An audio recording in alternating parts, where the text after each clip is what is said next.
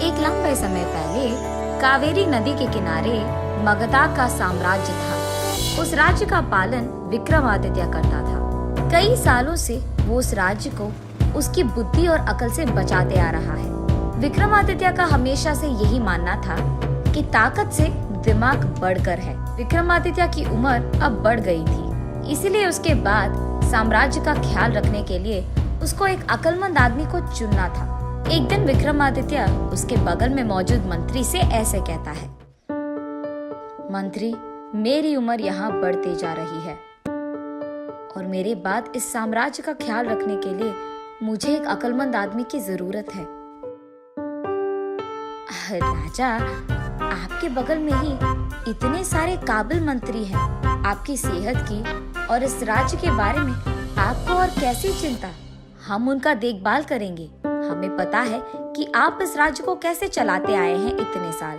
सबसे पहले तुम एक अक्लमंद आदमी को ढूंढो, वरना ढूंढने की योजना बनाकर मेरे पास आओ।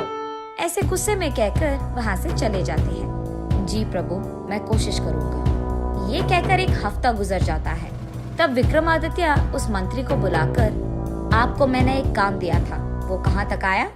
माफ कीजिए प्रभु, मैंने बहुत ढूंढा है, लेकिन आपके काबिलियत के बराबर अक्लमंद मुझे कोई नहीं मिला है और थोड़ी देर लगने ही वाली है। और बस विक्रमादित्य को सब कुछ समझ आता है। विक्रमादित्य के जाने के बाद ये सारे मंत्री बस उनकी कुर्सी को आधीन करने की इंतजार कर रहे हैं, लेकिन उनको एक काबिल अक्लमंद आदमी ढूंढने की कोई इच्छा नहीं है। ठीक है मंत्री, कल से मैं खुद प्रजा में जाकर एक अक्लमंद आदमी ढूंढ कर आऊंगा। राजा, आपका इस उम्र में बाहर जाना शायद ठीक नहीं है। कोई चिंता नहीं मंत्री, मेरा सेहत बिल्कुल ठीक है।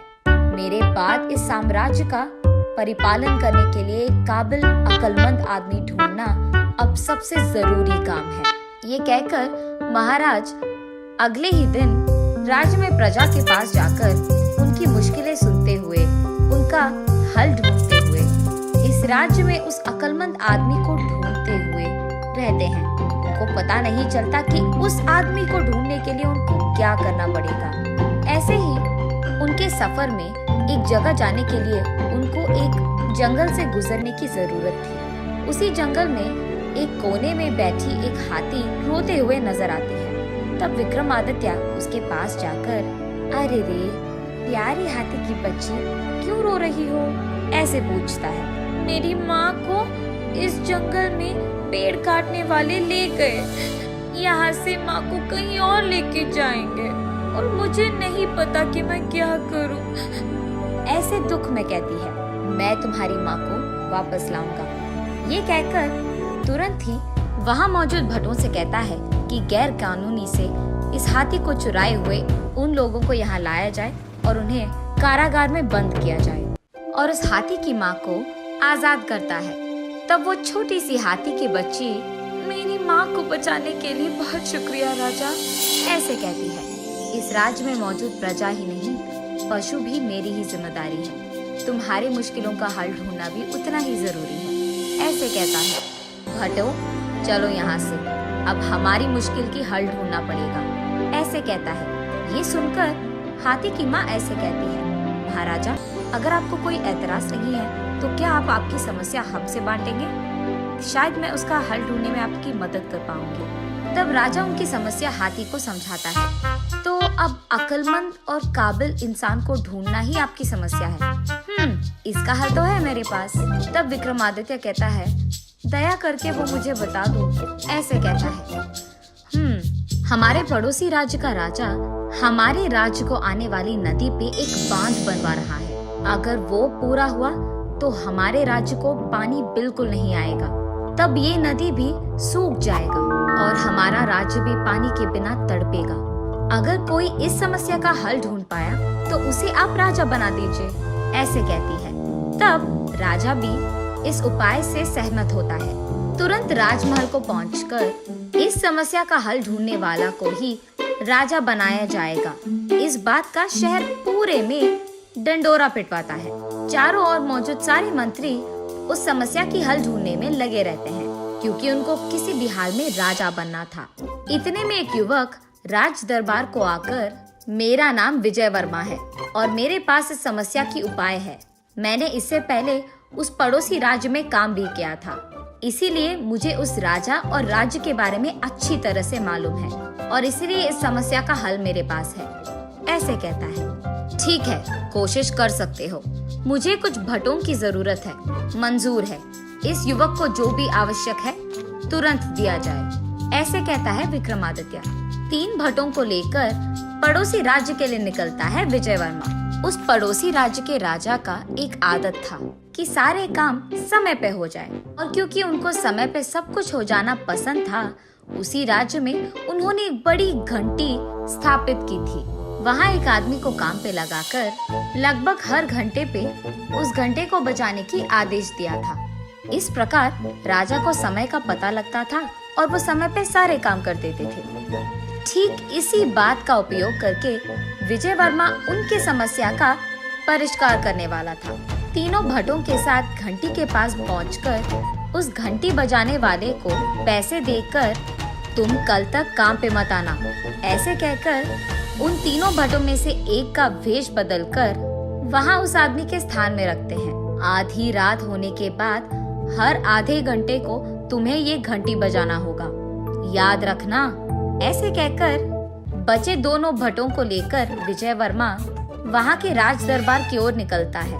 वहां मौजूद महाराज के सामने, मेरा नाम विजय वर्मा है, आपसे विनती करनी थी, इसीलिए पड़ोसी साम्राज्य मगधा से मैं आया हूँ। ऐसे कहता है। कहो, क्या कहना है तुम्हें? कावेरी नदी पे जो बांध आप बनवाने की कोशिश कर रहे हैं, उसके कारण हमारा राज्य सूखा पड़ जाएगा, इसीलिए इस प्रयत्न का अंत आपको अभी करना होगा। क्यों? अगर नहीं करा तो क्या कर लोगे तुम मगधा साम्राज्य वाले? ऐसे उन्हें नीचा दिखाते हुए हंसते हैं। ठीक है, अगर आप हमारे राज्य आने वाले पानी को रोक देंगे तो जरा ये भी याद रखना कि सूरज आपके राज्य को हमारे राज्य से आता है और मैं उस सूरज को आने नहीं दूंगा। ऐसे कहता है। बस आश्चर्यचकित होकर राजा, क्या तुम सूरज को हमारे राज्य आने से रोकोगे? क्या तुम्हारा दिमाग खराब है? ऐसे कहता है राजा। ठीक है, तो फिर आज ही मैं सूरज को गायब कर दूंगा। कुछ ही देर में सूर्यास्तम होगा और वही तुम्हारी आखिरी बार होगा। इसके बाद इस राज्य में सूरज कभी नहीं आएगा। अगर तुम लोगों को कोई शक है तो अभी देख लो। ठीक है, जरा मैं भी देखूं कि तुम सूरज को कैसे गायब कर दोगे। मंत्रीगण और राज मिलकर राजप्रसादम पे बैठकर विजय वर्मा की ओर देखते रहते हैं। कुछ ही देर में आधी रात बीत चुकी है, इस बात का इशारा देते हुए घंटी बजने लगती है। कुछ और देर के बाद सुबह हो गई है, इस बात का इशारा करते हुए घंटी बजते रहती है, मगर कहीं भी सूरज का एक किरण भी नहीं दिखता है। एक और घंटा बीतता है और फिर भी सूरज का एक किरण तक नहीं दिखाई देता है। अब तक तो सूरज को आ जाना था, अब तक क्यों नहीं आया? यही बात सोचते हुए वहाँ के लोग परेशान हो जाते हैं। सब एक दूसरे को देखकर चिंतित होने लगते हैं। उनको देख विजय वर्मा ऐसे कहता है। आपके पास आधा घंटा और बाकी है। इस समय में अगर आपने आपका फैसला नहीं सुनाया तो आपके साम्राज्य में कभी सूरज नहीं आएगा और तुम्हारा राज्य हमेशा हमेशा के लिए अंधकार में रह जाएगा। ऐसे कहता है विजय वर्मा। तब वहाँ मौजूद मंत्री तुरंत उठकर राजा के पास जाकर ऐसे कहते हैं।